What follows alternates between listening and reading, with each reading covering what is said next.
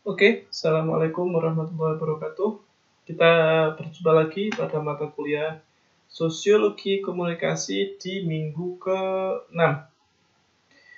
Kemarin kita sudah selesai membahas tentang proses komunikasi yang terjadi di masyarakat. Kemarin kita bagi pembahasan itu menjadi komunikasi langsung dan komunikasi massa. Pada kesempatan ini, kita akan melanjutkan pembahasan tentang sosiologi media dan komunikasi massa. Kita nanti akan sekilas membahas bagaimana perkembangan media komunikasi yang ada di masyarakat dan akan kita kaitkan perkembangan teknologi komunikasi atau informasi itu ke dalam sebuah realitas sosiologis, gitu ya. Kurang lebih nanti kita tidak akan terlalu susah pembahasannya. Jadi kurang lebih kita akan membahas tentang, kita mulai dari bagaimana sih histori komunikasi dalam kemanusiaan atau komunikasi dalam masyarakat. Bagaimana sih sebenarnya kemunculan komunikasi dalam masyarakat dan seperti apa masyarakat memanfaatkan komunikasi itu. Baru kemudian kita akan membahas tentang perkembangan media komunikasi. Kemudian kita akan melihat bagaimana masa depan media sebagai tools, alat untuk menyampaikan informasi, dalam artian alat yang digunakan untuk mengkomunikasikan sesuatu kepada khalayak atau kepada masyarakat yang lebih luas. Kemudian kita akan melihat yang terakhir bagaimana respon masyarakat terhadap media atau bagaimana media mengkonstruksikan masyarakat sehingga masyarakat muncul di sini. Nanti kita akan bahas juga bagaimana masyarakat mengadopsi sebuah inovasi, bagaimana sebuah difusi informasi ini tersebar secara luas, gitu ya. Oke, kita mulai perlahan dulu. Nanti menurut saya sih ini tidak terlalu susah dan saya juga tidak terlalu mendetail mengambilkan dari buku. Kenapa? Karena di buku itu terlalu simpel sekali kalau kita jelaskan secara rigid. Terlalu simpel menurut saya. Oke, kita akan melihat dulu, kita awali dari sejarah komunikasi dan kemanusiaan.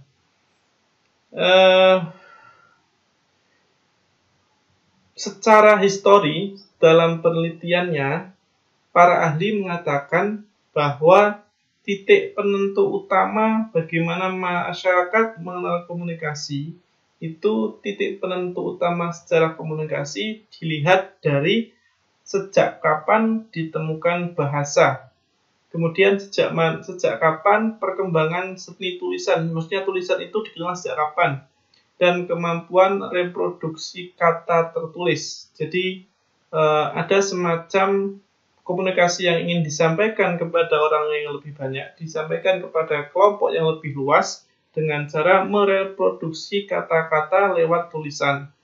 Dan bagaimana lahirnya komunikasi secara elektronik. Jadi 4 titik atau 4 garis besar ini menjadi tolak ukur bagaimana sebuah komunikasi dalam masyarakat bisa berkembang. Misalkan secara bahasa ini kan menjadi sebuah simbol dalam kebudayaan, simbol Buddha yang punya arti penting dalam komunikasi. Masyarakat menggunakan bahasa, kita tahu untuk komunikasi itu sangat jelas sekali. Bahasa juga digunakan untuk masyarakat memproduksi sebuah simbol atau memaknai sebuah simbol. Bahasa juga menjadi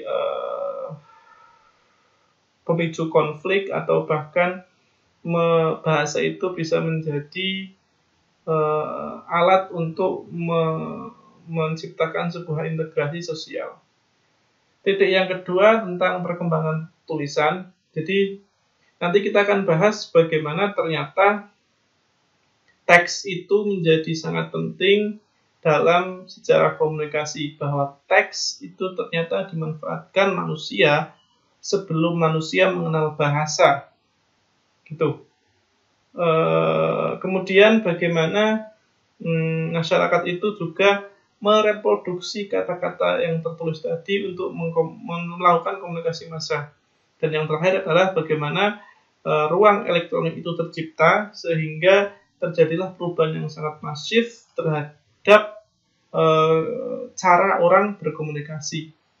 Itu ya. Nah, sejarah komunikasi itu berkaitan dengan struktur sosial. Jadi nanti di sini kita akan melihat bagaimana komunikasi ini berkaitan dengan klan, berkaitan dengan klan dan tribes. Artinya ada klan-klan yang terbentuk, klan yang terdiri itu ya semacam kekerabatan, semacam trah gitu ya, dari beberapa kelompok manusia yang itu secara struktur sosial melakukan komunikasi yang secara masif. Nah, dalam sejarah komunikasi itu juga bagaimana klan dari tribes, klan dari etnis atau suku. Tribes itu kan suku, tribes itu etnis dari ya kumpulan beberapa etnis atau suku yang bagaimana dalam klan itu dipelajari ternyata mereka memperoleh kehidupan. Memperoleh kehidupan itu artinya mendapatkan penghidupannya dengan cara berburu dan meramu, berburu mencari tumbuh-tumbuhan, mencari hewan untuk dimakan. Nah, selama proses itu ternyata ditemukan antar manusia atau antara anggota klan dalam tribes itu melakukan sebuah komunikasi dalam struktur yang sudah ditentukan pada waktu itu. Oke. Nah, lambat laun setelah mereka melakukan perburuan dan peramuan, itu terjadi sebuah transformasi kehidupan manusia menjadi cara hidup yang menetap, tidak lagi nomaden. Dalam kebutuhan yang menetap, dalam model yang menetap itu ternyata ditemukanlah proses atau cara kehidupan yang lebih baru tentang kehidupan religi. Oke. Nah, tumbuhlah kelompok-kelompok baru yang terdiri dari pemimpin agama. Nah, pendeta, pemimpin agama atau dalam bentuk apapun itu pada waktu awal kemunculan sejarah komunikasi atau sejarah kemanusiaan, sejarah manusia itu dianggap sebagai, ini pendeta tidak harus kita kontekskan secara kasar ya. Pendeta dalam hal ini adalah pemimpin agama, pemimpin dalam hal religi. Mereka dikontekskan sebagai simbol yang bisa menggantikan nenek moyang. Kita tahu nenek moyang pada waktu itu para pendahulu manusia, mereka dipercayai bisa menguasai alam, mereka dipercaya bisa menggerakkan alam, bisa memberikan dampak terhadap kekuatan alam. Sehingga pendeta ini dianggap dalam tanda kutip sebagai pengganti nenek moyang. Oke. Apa yang terjadi pada waktu itu? Yang terjadi pada waktu itu bentuk komunikasinya masih eksklusif, masih tertutup, masih terjadi pada kelompoknya sendiri dan bersifat oral, masih bersifat mulut, menggunakan mulut gitu ya. Nah, sejarah mengatakan 5.000 sampai 7.000 tahun yang lalu itu terjadi penaklukan Mesopotamia oleh Sumeria. Nah, penaklukan bangsa kepada bangsa lain ini menciptakan sebuah ruang baru dalam ruang sosial, ruang kultural, terjadi transaksi tenaga kerja. Jadi ada muncul pekerjaan baru karena pergeseran dari perbudakan, muncul pekerjaan baru dan pembagian tenaga kerja terus bertumbuh.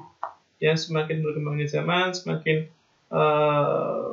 bermajunya modernitas, muncul pekerjaan baru, diversifikasi bentuk pekerjaan baru, dan kemudian akhirnya menimbulkan pembagian tenaga kerja yang terus meningkat. Jadi seiring dengan peningkatan tenaga kerja, seiring dengan kebutuhan pembagian tenaga kerja itu, juga terjadilah peningkatan transaksi informasi. Logikanya kan gitu ya, semakin banyak manusia, semakin banyak jumlah masyarakat, akhirnya kebutuhan terhadap transaksi informasi itu semakin meningkat juga. Nah, sebelum ke tenaga kerja yang lebih pada masyarakat modern, selama terjadi komunikasi oral dalam klan dan tribes itu ternyata mengalami kendala juga ini di sini. Mengalami beberapa kendala. Klan dan tribes, kendalanya yang pertama adalah tentunya semakin banyak jumlah manusia, semakin banyak pula klan dan tribes serta desa, itu ya, semakin bertambah banyak. Nah, semakin bertambah banyaknya manusia itu, akhirnya komunikasi tidak hanya disampaikan lewat oral, tapi lewat alat bantu atau tools untuk menyampaikan pesan lewat beberapa cara. Lewat tulisan, lewat hewan yang menyampaikan pesan lewat kuda, lewat burung merpati. Kita tahu kalau misalkan kita lihat film-film zaman lalu itu, merpati itu dilepaskan kemudian menyampaikan pesan lewat teks yang telah dituliskan. Yang terakhir adalah akhirnya lewat media gitu. Nah, ini kita akhirnya pada waktu sekarang kita bisa membedakan perkembangan media komunikasi. Nanti kita akan lihat bagaimana, ini saya cepat saja ya karena masih sangat gampang sekali. Nanti kita akan bedakan ada media komunikasi antar pribadi, ada media penyimpanan, ada media transisi. Oke ya. Kita pelajari dulu perkembangan media komunikasi di awal dari media apa sih yang digunakan oleh pribadi untuk mengkomunikasikan sesuatu. Media yang pertama adalah lewat suara. Ini terjadi 4000 sampai 3500 sebelum Masehi. Oke. Suara ini bukan seperti kita ngomong ya. Suara ini seperti rintihan, seperti suara menggertak, suara emosi, suara jeritan gitu ya. Ini terjadi sebelum manusia mengenal bahasa dan teks. Sebelum Masehi loh ya, 3500 sebelum Masehi, 4000 sebelum Masehi. Jadi kalau kita sekarang 2020, 2021 berarti sekitar 5.500 tahun yang lalu. Nah, karena hanya menggunakan suara, hanya menggunakan teriakan, hanya menggunakan jeritan, kan itu tidak akan selalu sama seperti apa yang diinginkan oleh si pemberi informasi. Akhirnya karena muncul kendala makna itu, muncullah bahasa untuk mengantisipasi, untuk menanggulangi kendala pada waktu manusia hanya menggunakan suara untuk menyampaikan pesannya. Kemudian perkembangan selanjutnya adalah menggunakan grafik. Grafik ini tidak seperti yang sekarang lewat seperti grafik PPS gitu ya, tapi bagaimana masyarakat pada waktu itu menggunakan semacam gambar atau lukisan di dinding. Oke, ini adalah digunakan masyarakat untuk mencatatkan peristiwa-peristiwa yang penting. Kalau kita tahu misalkan ada di candi-candi itu ya, ada muncul grafik, ada ya semacam itulah. Kemudian berkembang juga media komunikasi itu lewat teks. Ini untuk mengantisipasi kelemahan media suara dan media grafik. Jadi muncul, kita tahu misalkan ada prasasti yang misalkan kerajaan Sriwijaya itu ditemukan kapan dan sejak kapan. Nah, misalkan salah satunya prasasti, itu ya. Kemudian bisa juga lewat musik. Kita tahu musik juga sebagai menyampaikan pesan sesuatu. Sampai hari ini musik digunakan untuk menyampaikan pesan kepada khalayak atau kepada orang lain lewat musik itu. Jadi ada makna yang terkandung dalam musik. Oke, bisa juga dalam bentuk animasi dan video. Animasi dalam bentuk ini ketika masih awal kemunculan komunikasi itu tidak seperti animasi sekarang ya, seperti kartun bukan, tapi animasi dalam konteks ini misalkan seperti bentuk wayang. Itu menjadi gagasan awal bahkan untuk menjadi animasi modern saat ini. Jadi animasi ini bisa berbentuk gambar tunggal yang dapat menyampaikan banyak makna. Ya tadi seperti di candi, seperti di peninggalan-peninggalan kalau kita lihat ya. Yang terakhir yang ini menyangkut dengan masyarakat modern adalah lewat video. Ini gampang ya, karena saya cepat saja. Nah, ini juga gampang sekali dalam perkembangan media komunikasi itu, karena informasi itu akhirnya semakin banyak sekali, semakin meningkat jumlahnya secara kuantitas dan secara kualitas, dibutuhkanlah media untuk menyimpan pesan atau menyimpan informasi itu. Ada dimulai dari ini, nggak usah saya jelaskan ya, sangat gampang sekali. Buku dan kertas, kamera, alat perekam kaset, kamera, disket, flash disk, semua ini gampang sekali. Teman-teman bisa baca sendiri. Ya, kurang lebih buku itu digunakan masyarakat, manusia, untuk ketika masyarakat belum mengenal teknologi modern ya. Kertas misalkan, kertas yang dulu pun bentuknya nggak seperti sekarang. Anggaplah kertas yang terbuat dari daun misalkan.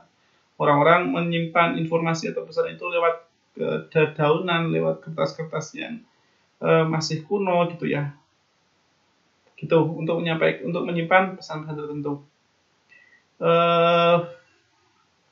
Kamera ini berawal dari bagaimana orang-orang di waktu itu di Cina, di Tionghoa, mengawalinya berawal dari lukisan. Bagaimana seseorang pada waktu itu melukis potret atau gambar diri, sehingga orang itu namanya Wang Zhaojun. Lambat laun, perlahan-lahan, semakin banyak orang yang minta, akhirnya muncullah teknologi untuk memotret. Jadi itu awalnya. Kemudian perekam kaset ini ditemukan 150 tahun yang lalu. Ini ditemukan oleh Thomas Alva Edison lewat fonografnya, yaitu alat untuk memutar piringan hitam atau memutar musik itu.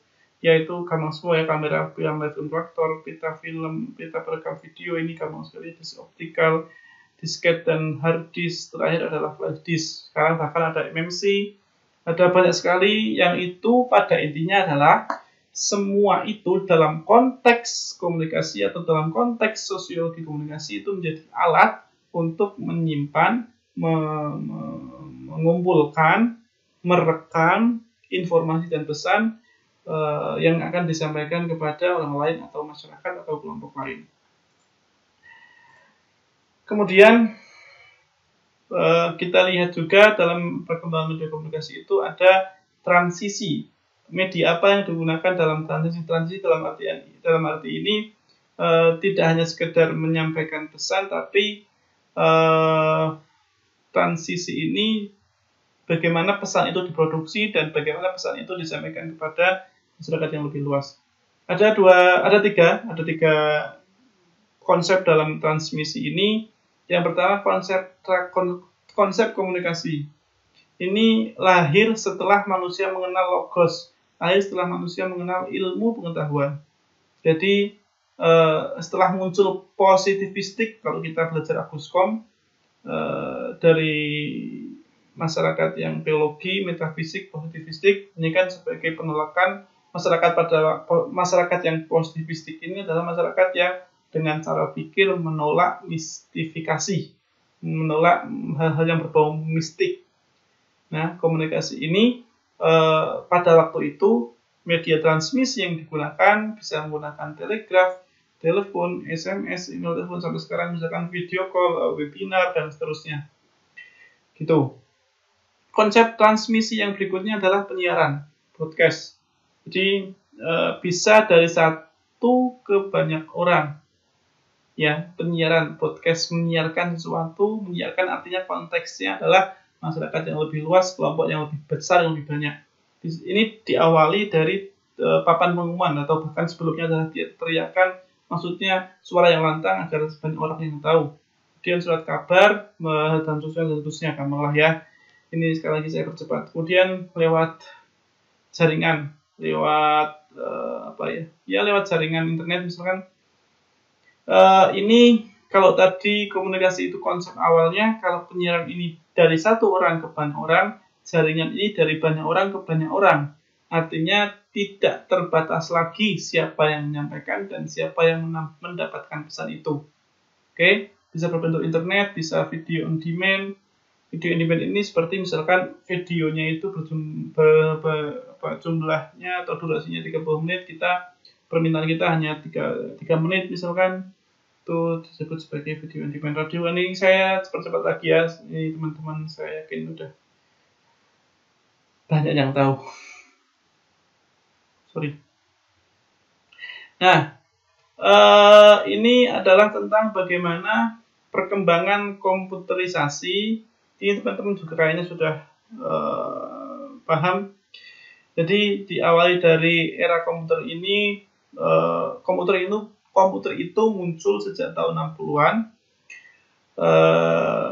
Komputer pada waktu itu dianggap hanya sebagai peningkatan efisiensi. Jadi setelah peralihan dari media alat ketik,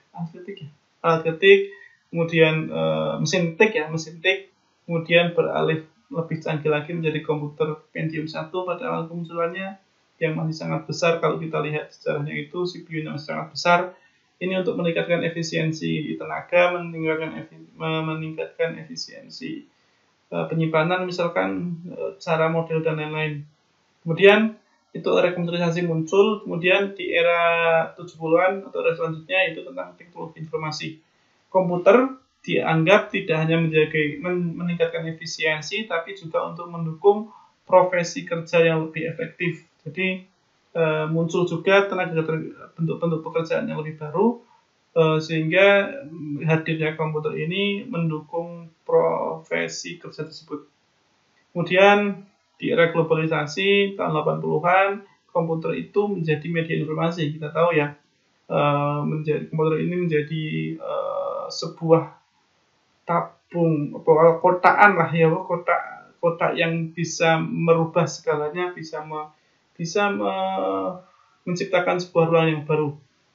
Di tahun 90-an, di era sistem informasi, akhirnya komputer ini selain menjadi media informasi, dia juga menjadi manajemen perubahan. Saya katakan tadi, ini menjadi sebuah transformasi yang sangat revolusioner, yang sangat membawa manusia ke dalam sebuah ruang kehidupan yang baru, di mana yang sebelumnya itu sangat tradisional, sangat memanfaatkan tenaga manual. Sekarang manusia menjadi serba modern, serba teknologi, serba ruangnya itu dikuasai oleh teknologi-teknologi yang modern. Oke, ini saya cepat saja ya. Di masa depan media itu ternyata perkembangan teknologi setelah tadi di era 90-an itu mengalami anomi atau kebobolan rumah. Karena tidak ada platform yang jelas dalam pengertian yang saya kutipkan dari buku. Platform yang dimaksud ini tidak ada platform tunggal yang mengarahkan masyarakat ke dalam sebuah perubahan yang diinginkan dalam tanda kutip.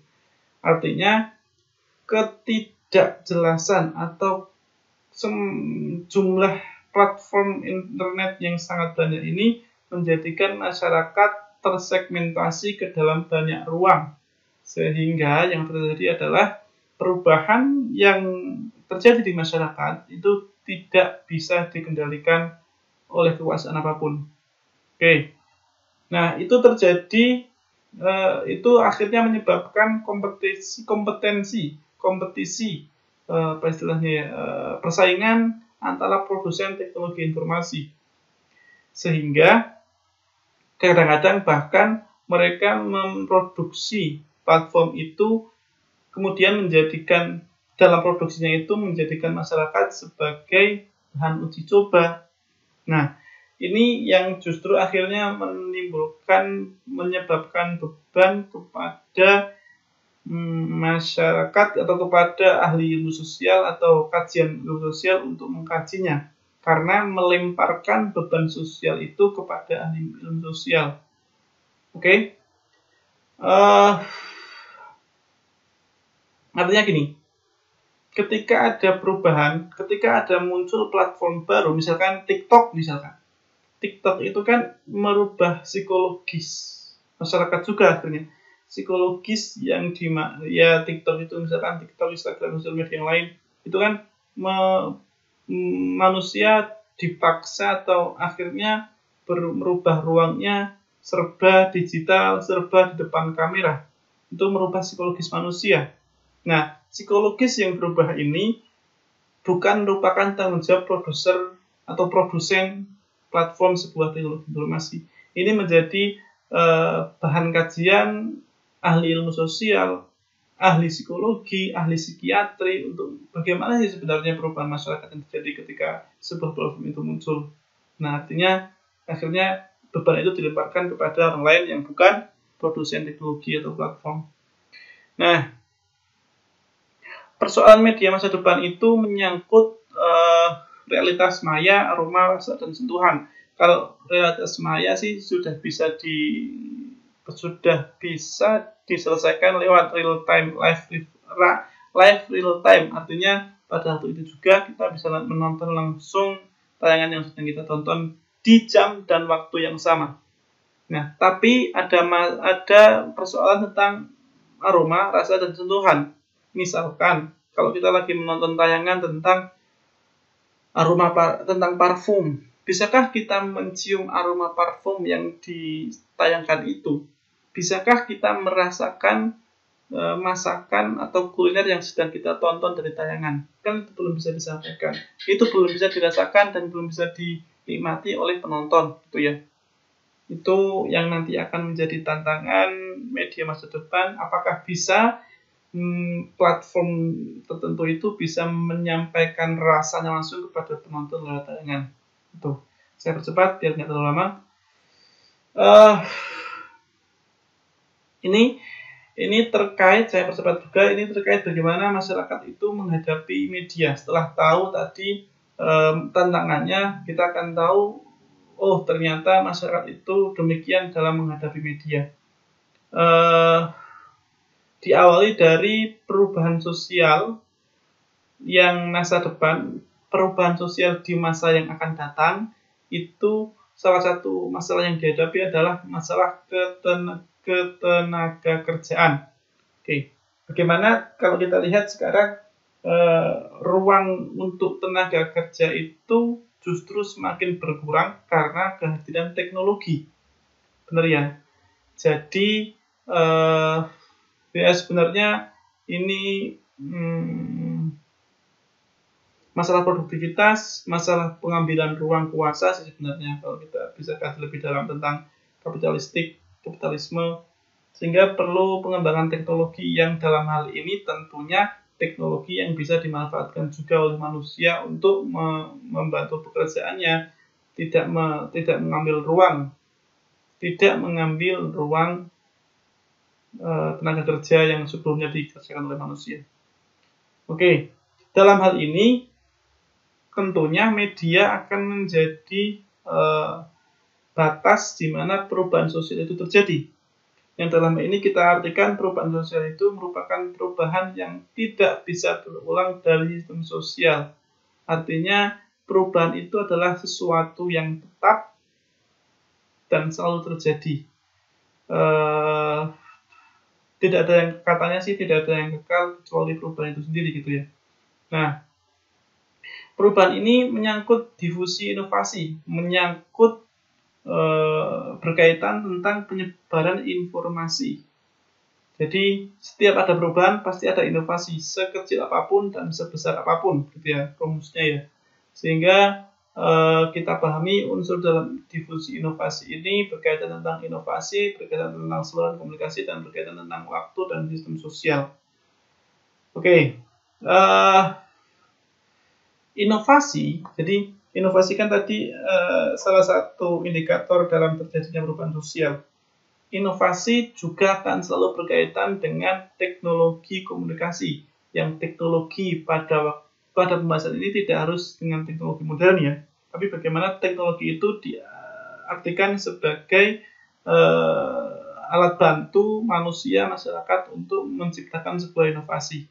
Nah, dalam inovasi yang berkaitan tentang teknologi komunikasi ini berkaitan tentang media komunikasi yang digunakan dan pendekatan komunikasi yang digunakan. di lewat komunikasi massa atau lewat komunikasi pribadi atau komunikasi yang lain dan media yang digunakan.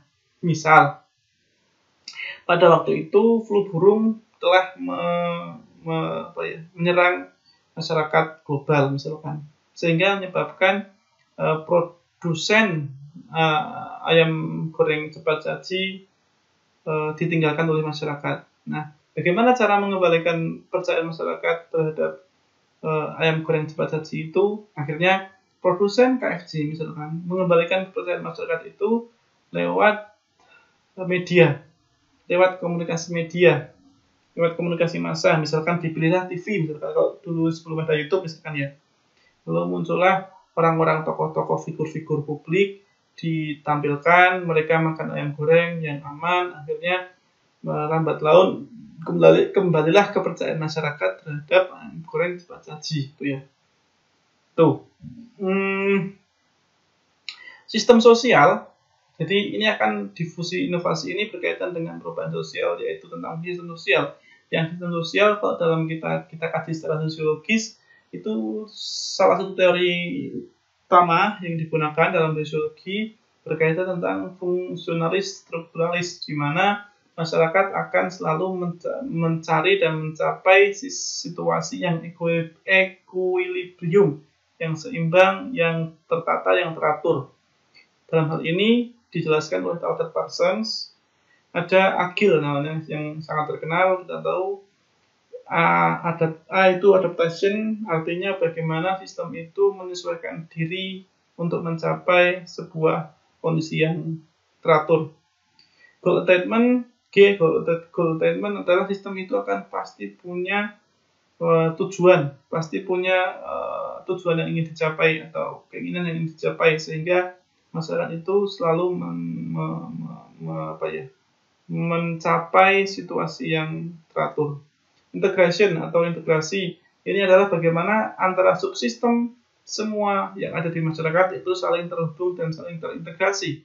Latensi ini adalah pemeliharaan pola, di mana ada sistem-sistem yang menjaga, ada subsistem yang menjaga agar tidak terjadi goncangan yang signifikan sehingga menciptakan kondisi yang tidak teratur dalam masyarakat.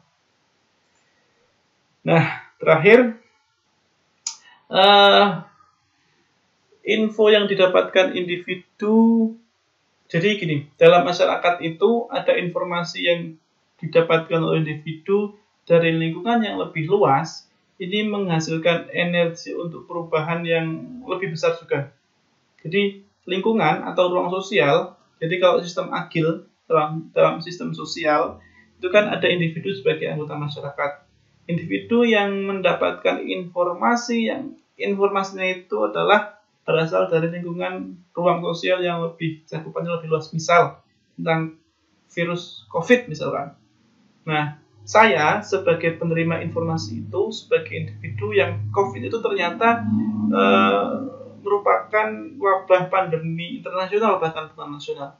Itu kan lingkungan yang lebih luas. Nah, akhirnya energi itu bisa menyebabkan sebuah perubahan sosial. Karena tadi lingkungan ruang sosial yang lebih luas tadi, masyarakat global tadi mengkontrol perilaku individu. Itu ya. Nah, inovasi dalam masyarakat berjalan dengan sistem tadi agil tadi. Jadi misalkan terjadi lingkungan perubahan sosial yang salah satunya kan ditentukan oleh inovasi. Jadi misalkan tadi corona, covid itu ya, misalkan terjadi sebuah tren yang baru dalam masyarakat, yaitu gaya baru atau style baru dengan digitalnya. Itu merupakan sebuah inovasi untuk menghadapi ruang sosial baru dalam pandemi COVID-19 misalkan. Digitalisasi itu bisa berjalan dengan analisa adaptasi, goal attainment, integrasi, dan latensi.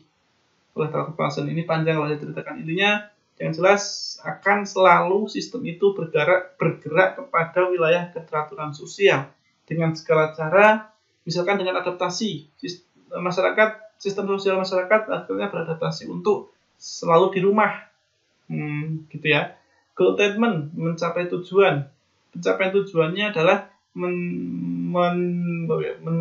mengurangi, mengantisipasi penambahan korban positif atau pasien positif COVID, ya, sehingga tadi dengan digitalisasi, dengan ruang digital, dengan platform-platform tertentu, kemudian dari semua dari bentuk inovasi digital tadi menentukan seseorang untuk memilih tindakannya. Nah, dalam hal ini kita bahas tentang adopsi inovasinya. Bagaimana seorang itu mengadopsi atau memutuskan untuk mengambil tindakan dari inovasi itu. Oke, inovasi tadi misalkan dengan ruang digital itu diawali dari pengenalan dulu. Kemudian dengan proses persuasif, proses keputusan sampai proses konfirmasi. Sejak pengenalan misalkan, tergantung karakteristik masyarakatnya. Bagaimana masyarakat itu memaknai proses digital. Oke. Kemudian proses persuasif. Apakah ruang digital itu bisa memberikan keuntungan kepada saya, kepada kelompok saya, atau justru malah merugikan, gitu ya. Kemudian sebuah masyarakat atau individu itu akan mengambil keputusan ruang digital atau kebiasaan digital itu akan saya adopsi, akan saya terima, atau justru akan saya tolak. Kemudian saya atau seseorang atau kelompok itu akan memberikan konfirmasi terhadap keputusannya itu tentang alasannya, apakah saya mengambil tentang ruang kebiasaan digital atau enggak dengan alasan-alasan tertentu. Nah, dalam hal ini kalau dengan contoh yang sama sebagai ruang digital, itu tindakan itu terbagi dalam 4 jenis kelompok, yaitu yang pertama adalah masyarakat tradisional, cenderung akan menolak inovasi ketika masyarakat tradisional itu melihat bahwa ruang digital itu tidak sesuai dengan kebiasaannya. Misalkan kebiasaannya bertani kok, kebiasaannya itu ke sawah, ke hutan, berladang, gak mungkin ruang digital itu bisa menggantikan kebiasaan atau rutinitasnya, gitu. Kemudian masyarakat transisi ini terjadi bukan masyarakat desa atau kota bahkan. Transisi itu terjadi dari peralihan tradisional menuju masyarakat modern. Maka dia akan mempertimbangkan untung ruginya. Apakah saya ketika menggunakan ruang digital itu akan menguntungkan atau akan justru malah merugikan? Itu dapat dipertimbangkan. Beda juga dengan masyarakat modern.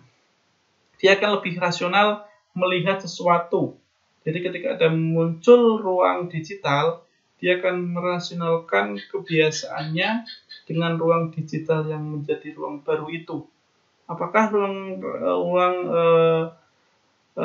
digital itu akan bisa menggantikan atau bisa menggantikan aktivitasnya, bisa menggantikan apa yang digunakan selama ini menjadi ke dalam ruang yang lebih baru. Itu masyarakat modern. Kemudian masyarakat postmodern ini akan selalu melihat inovasi menjadi gaya hidup atau lifestyle. Jadi maknanya akan berbeda. Makna bagi masyarakat postmodern ini adalah makna-makna tentang konsumerisme, tentang lifestyle, tentang makna-makna kekuasaan, kekuatan, dan itu tingkatannya lebih tidak hanya melihat sebuah barang atau inovasi atau benda itu hanya sebagai benda mati.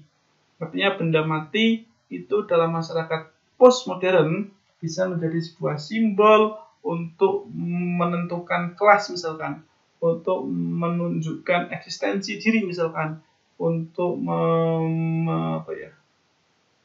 meningkatkan kekuasaan misalkan, dan seterusnya. Oke, begitu dulu. Kita akan lanjutkan ke depan. Terima kasih. Semoga bermanfaat. Assalamualaikum warahmatullahi wabarakatuh.